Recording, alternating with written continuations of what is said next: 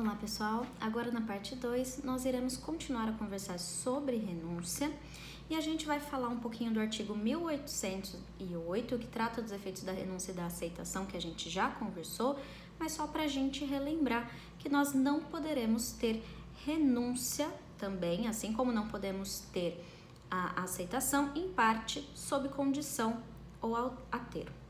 Além disso, o que a gente conversou na última aula de que a renúncia volta para o monte, isso faz com que gere para os outros herdeiros o chamado direito de acrescer. Então, o direito de acrescer nada mais é do que esse retorno para o monte e posterior divisão entre os outros herdeiros. E para a gente continuar então a conversar sobre herança, nós vamos ver alguns outros temas relativos a ela, que é o primeiro deles, a autorização conjugal para haver essa renúncia, a renúncia da meação, se é possível ou não, e a renúncia no direito, na sucessão testamentária. Então, são esses três temas que nós iremos tratar aqui nessa parte 2 do vídeo. Então, primeiro, a autorização conjugal para a renúncia. É necessária a autorização conjugal?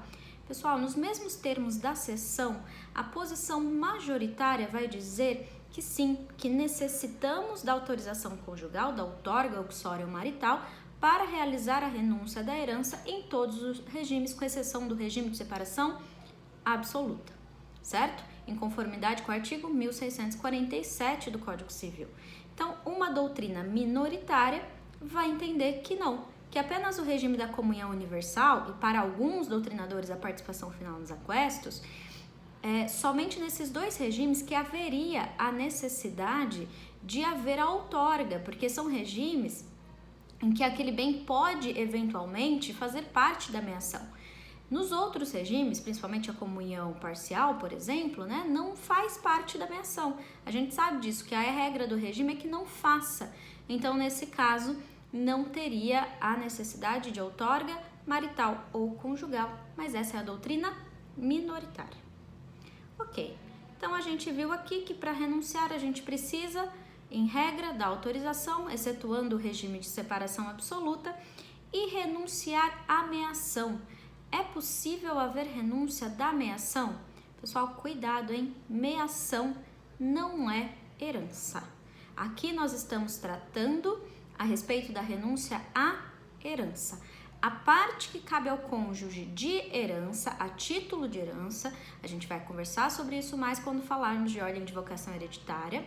Então, em relação a essa parte que lhe cabe como herança, sim, posso ter renúncia, sem problema nenhum. Renúncia nos mesmos moldes da renúncia de qualquer herdeiro, volta para o monte. Agora, a renúncia da meação não é possível, porque o regime de bens ele traz regras de ordem pública. A gente conversou sobre isso quando falamos de regime.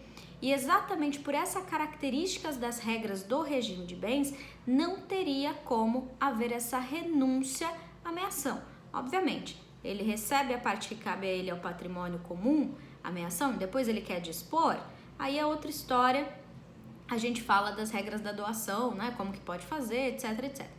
Mas, em um primeiro momento, ele não tem como renunciar ao recebimento dessa meação, porque ele nem vai receber essa meação. A meação já é dele, já é patrimônio dele. Tem um tratamento diferenciado da herança. Então, cuidado com esse detalhe.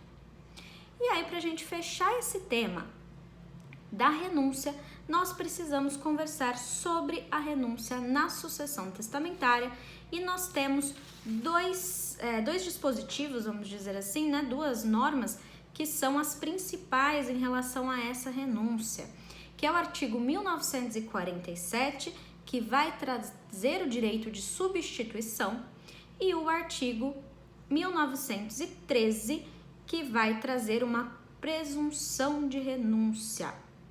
Então, olha lá, existe uma presunção de renúncia na sucessão testamentária. Essas duas regras que a gente vai conversar só irão ser aplicadas se existir um testamento. Então, vamos começar com o artigo 1947. Olha o que ele vai dizer. O testador pode substituir outra pessoa ao herdeiro ou ao legatário nomeado, para o caso de um ou outro não querer ou não poder aceitar a herança ou o legado, presumindo-se que a substituição foi determinada para as duas alternativas, ainda que o testador só a uma se refira. Qual que é a ideia por trás desse artigo 1947? Então vamos supor que um determinado testamento faz uma deixa testamentária, ou seja, deixa uma parte, né, ali do patrimônio do falecido para uma pessoa A, certo? Então tá lá na deixa testamentária, deixo minha casa de praia para o A, ok? Beleza, tem algum problema nisso? Nenhum. Mas e se o A não quiser receber herança, ou seja, se ele renunciar à herança, para quem que vai essa casa de praia que caberia a ele? Em um primeiro momento, a gente tem que observar as regras do testamento. E esse direito de substituição vai estar regulado no testamento. Então, o testador, na hora que for fazer esse testamento, tem que observar. Então, ele colocou lá, deixa a casa de praia para A. Ele deveria continuar na ausência de A, ou caso A não possa receber, ou caso A já tenha morrido no momento da abertura da sessão, ficará então a casa para B. Nesse caso, a gente tem o direito de substituição. Então, não necessariamente volta para o monte aquele valor que foi renunciado na sucessão testamentária, porque depende da gente analisar todas as cláusulas do testamento, certo? Então, precisa tomar cuidado. Na sucessão testamentária, teve renúncia, primeiro que eu vou ver é se tem direito de substituição. Tudo bem, e se o testador esqueceu, não tratou nada disso, não falou, só falou deixa a casa para A e não trouxe uma substituição, e A renunciou à herança quando ficou sabendo que receberia aquela casa de praia. O que vai acontecer com essa casa de praia? Porque A não é obrigado a ficar com ela, concorda? Então, se ele renunciou, para quem que vai essa casa de praia? Sempre que a gente falar de uma parte de patrimônio do testamento em que nós não temos nenhuma regra vigente sobre ele, então não tem regra no testamento a respeito desse bem, o que a gente aplica é a sucessão legítima. Então, quando o testador não deixou um herdeiro substituto ou um legatário substituto, aí sim a renúncia vai ter aquele efeito de retornar para o monte e ser partilhado, então, pelos herdeiros legítimos, certo? Cuidado com esse pequeno detalhe na sucessão testamentária, que não acontece na sucessão legítima, certo? Beleza. E aí, então, para a gente terminar, falaremos da renúncia presumida. Olha o artigo 1913. Se o testador ordenar que o herdeiro legatário entregue coisa de sua propriedade a outrem, não cumprindo ele, entender-se-á que renunciou à herança ou ao legado. Então, olha lá. Então, vamos supor que na hora de testar, o testador dispôs o seguinte: deixo minha casa de praia para A se ele se comprometer a pagar X cestas básicas para a Santa Casa de Votuporanga. Então, ele impôs um encargo para aquele herdeiro, certo? É possível impor encargo para herdeiro? Com certeza, não tem nenhum tipo de vedação em relação a isso. Tem previsão, inclusive, sobre a possibilidade de impor um encargo ao herdeiro. Sempre que a gente for falar de encargo, a gente tem que tomar um cuidado, né? O encargo, ele não é uma contraprestação. Então, a vantagem do herdeiro é muito maior, né? Então, a vantagem do herdeiro é muito maior do que o que ele tem que prestar em contraposição, vamos colocar assim, né? Não equivale. Então, entregar 10 cestas básicas para a Santa Casa não equivale ao valor de uma casa na praia, certo?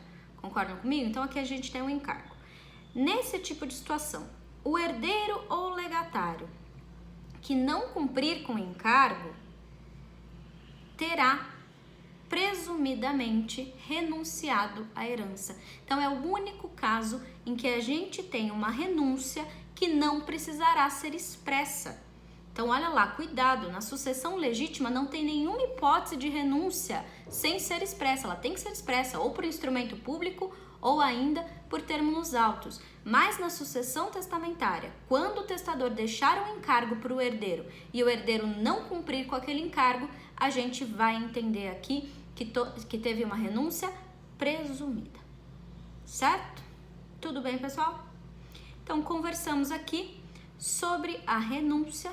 Só um adendo, um detalhezinho que é de interesse bem mais prático, mas que é importante para a gente diferenciar a cessão de renúncia, diz respeito ao último slide que eu trouxe para vocês no material, os efeitos tributários da renúncia e da cessão.